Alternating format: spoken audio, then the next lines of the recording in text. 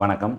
L&T குரூப்னுடைய ID பங்கு இன்னைக்கு ஓப்பனிங்லேயே 9 to 10% டவுனில் ஓப்பன் ஆச்சு. பட் இப்போ கொஞ்சம் ரெக்கவர் ஆகி 7% டவுனில் ட்ரேட் ஆகிட்டு இருக்கு. L&T technology services limited. Result வந்து ஒரு நியூட்ரல் ரிசல்ட் தான். பட் ஆனால் ரிசல்ட்டை பெரிய அளவுக்கு பாதிப்பு இல்லை. பட் ஆனால் இந்த ஸ்டாக் இன்னைக்கு ஏன் இந்த அளவுக்கு ஃபால் ஆயிருக்கு? ஆஹ் தொடர்ந்து இந்த ஸ்டாக் இன்னும் ஃபால் ஆகுமா இல்லை ரெக்கவர் ஆக வாய்ப்பு இருக்கா அப்படின்றத இந்த வீடியோவில் பார்க்க போகிறோம். ரெவன்யூ பார்த்தீங்கன்னா 2096 கோடி ரூபா அளவுக்கு இந்த குவார்ட்டரில் கொடுத்துருக்குறாங்க. சாரி, ப்ரீவியஸ் குவார்ட்டரில். இப்போ அது இன்க்ரீஸ் ஆகி கிட்டத்தட்ட 20% கடந்த வருஷத்தை விட அதிகமாக ரைஸ் ஆகிருக்கு. ப்ரீவியஸ் குவார்ட்டர்லேருந்து கம்பேர் பண்ணும்போது 5% ரெவன்யூ இன்க்ரீஸ் ஆகிருக்கு. ப்ராஃபிட் ஆஃப்டர் டேக்ஸ் பார்த்தீங்கன்னா பெரிய சேஞ்சஸ் இல்லை. 1% மட்டுமே ப்ரீவியஸ் குவார்ட்டரை விடவும் கடந்த வருஷத்தை விட 10% இன்க்ரீஸ் ஆகிருக்கு. இதில் நம்ம கவனிக்கக்கூடிய விஷயம் என்னென்னா எபிட்டா மார்ஜின் வந்து ட்ராப் ஆகிருக்கு. ஸோ இந்த ரிசல்ட்டில் ஒரு நெகட்டிவ் அப்படின்னா நம்ம மார்ஜினை சொல்லலாம். ஏன்னா கடந்த வருஷம் இதே குவார்ட்டரில் 21.4 இருந்தது, ப்ரீவியஸ் குவார்ட்டரில் 20.1 இருந்தது. இப்போ அது 19.8 குறைஞ்சிருக்கிறது ஒரு நெகட்டிவ். அதே போல் ப்ராஃபிட் ஆஃப்டர் டேக்ஸோட மார்ஜினும் ட்ராப் ஆயிருக்கு. இது பெரிய அளவுக்கு இம்பாக்ட் இல்லை அப்படின்னாலும் பட் இந்த ரெண்டு மார்ஜினும் ரொம்ப இம்பார்ட்டன்ட். ஒரு ஃபியூச்சர் க்ரோத்துக்கான ஒரு ஸ்டாக்கை மெஷர் பண்ணுறதுக்கு மார்ஜின் ரொம்ப இம்பார்ட்டன்ட். 0.2% க்ரோத் ப்ராஃபிட்டில் கொடுத்துருக்குறாங்க. இதை தாண்டி ரெவன்யூ க்ரோத் குறைஞ்சிருக்கு, எதிர்பார்த்த அளவுக்கு இல்லை. ரெண்டாவது பாசிட்டிவ் என்னன்னா இந்த குவார்ட்டரில் ஏப்ரல் டு ஜூனில் வந்து பார்த்தீங்கன்னா 500 எம்ப்ளாயி ஆட் பண்ண போகிறதா மென்ஷன் பண்ணியிருக்கிறாங்க. இது ஒரு ஸ்லைட் பாசிட்டிவ்னு சொல்லலாம். 16.9% வந்து மார்ஜின் வந்து ஃபால் ஆயிருக்கு. 17.2% கடந்த வருஷத்தோட கம்பேர் பண்ணும்போது இறங்கியிருக்கு. ஸோ மார்ஜின் ட்ராப் ஆயிருக்கு. ரெவன்யூவில் பெரிய சேஞ்சஸ் இல்லை. பட் ஆனால் இதில் நம்ம கவனிக்கக்கூடியது இதனால தான் 9% இறங்கியிருக்கா இந்த ஸ்டாக்குன்னு கேட்டிங்கன்னா அது மட்டும் காரணம் இல்லை. இவங்க ஒவ்வொரு ஐடி கம்பெனியும் ரிசல்ட் அனௌன்ஸ் பண்ணும்போது அடுத்த 3 மாதம் அடுத்த 1 வருஷம் க்ரோத் அந்த கம்பெனிக்கு எப்படி இருக்குன்றத அந்த கம்பெனியோட இந்த ரிசல்ட் அனௌன்ஸ் பண்ணும்போது கைடன்ஸ் அப்படின்ற நேமில் கொடுப்பாங்க.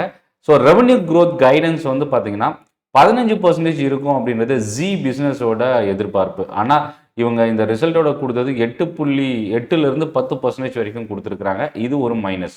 இதை தவிர 2025 இப்போ அனௌன்ஸ் பண்ணியிருக்கிற ரிசல்ட்டில் நெகட்டிவ் மார்ஜின் தான். 2025ஓட மார்ஜின்லையும் 16% கொடுத்துருக்குறாங்க. ஆனால் இதுக்கு முன்னாடி 18.7 இவங்க கொடுத்துருந்ததை இப்போ அதை குறைஞ்சிருக்கு. ஸோ இது ஒரு மைனஸ்.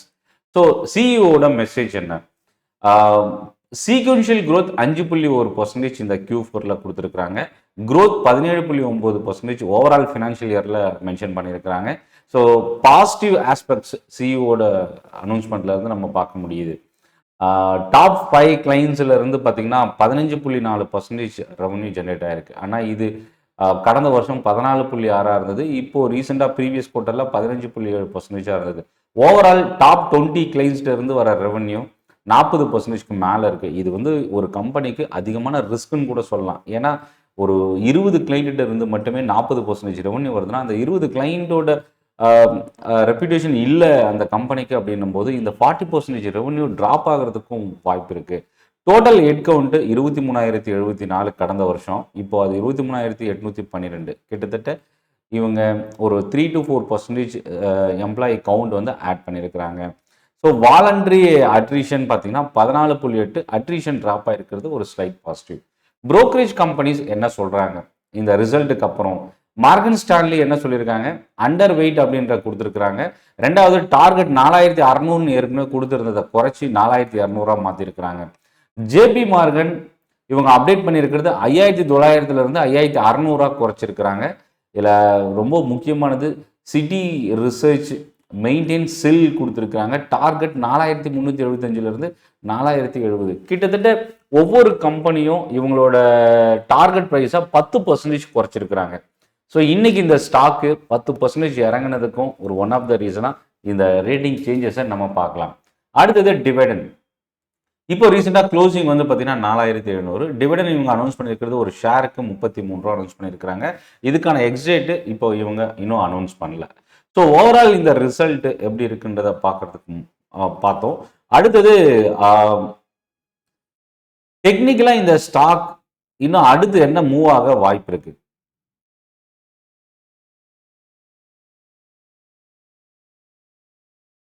ஸோ இப்போ நீங்கள் பார்த்துட்டு இருக்கிறது டிக்கெட் டேப் அப்படின்ற ஒரு ஸ்க்ரீனர் சாஃப்ட்வேர். இதில் வந்து இப்போ கரண்ட்டாக இந்த ஸ்டாக்கோட ப்ரைஸ் 4781 ட்ரேட் ஆகுது. இன்னைக்கு ஒரே நாளில் 400 ரூபா இந்த ஸ்டாக் இன்னைக்கு ஃபால் ஆயிருக்கு. கடந்த ஒரு வருஷத்தில், அதாவது இன்னையோட ஃபாலோட சேர்த்து பார்க்கும்போது கடந்த ஒரு வருஷத்தில் 50% எல்என்டி டெக்னாலஜிஸ் இன்க்ரீஸ் ஆயிருக்கு. கடந்த 5 வருஷத்தில் 200%. ஸோ இப்போ வரைக்குமே இந்த ஸ்டாக்கு ரீசெண்டாக இப்போ ரெக்கார்ட் ஹையை உடைச்சி இன்க்ரீஸ் ஆகி அதிலிருந்து இப்போ இந்த ஸ்டாக் ஃபால் ஆகிட்டு இருக்கு. ஓவரால் க்ரோத் அப்படின்னு பார்க்கும்போது இப்போ ஸ்டில் இந்த ஸ்டாக் 10% இன்னைக்கு இறங்கியிருந்தாலும் ரெக்கார்ட் ஹைக்கு நியரில் தான் ட்ரேட் ஆகிட்டு இருக்கு. கம்பெனியோட ப்ளஸ் என்ன, ப்ரொமோட்டர் ஹோல்டிங் 70%க்கு மேலே ரிட்டைன் பண்ணியிருக்கிறாங்க. FIs 5.5, mutual fund 2.8. ஆல்மோஸ்ட் ஒரு டெட் ஃப்ரீ ஸ்டாக் இந்த கம்பெனி. ஃபினான்ஷியலாக பார்க்கும்போது ஒவ்வொரு வருஷமும் மோர் தென் 10 to 20% ரெவன்யூல க்ரோத் இருக்கிற ஒரு கம்பெனி.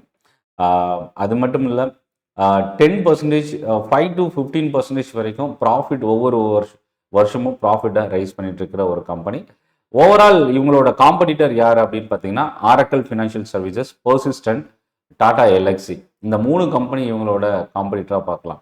இதில் ஓஎஃப்எஸ்எஸ் மட்டும் டிவிடெண்ட் ஈல்டு எல்என்டி டெக்னாலஜியை விட அதிகமாக இருக்குது.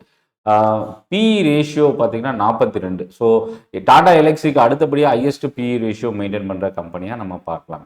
டெக்னிக்கல் சார்ட்டில் இப்போ இந்த ஸ்டாக் இதுக்கு முன்னாடி கடந்த 2023 டிசம்பருக்கு அப்புறம் ஒரு லோயஸ்ட் லெவலில் உடைச்சிருக்கு. இதில் கவனிக்கக்கூடியது ரொம்ப அதிகமான வால்யூம் நடந்து இறங்கி இருக்கிறதுனால இந்த ஸ்டாக் ஃபர்தர் இன்னும் டவுன் சைட் நம்ம எதிர்பார்க்கலாம்.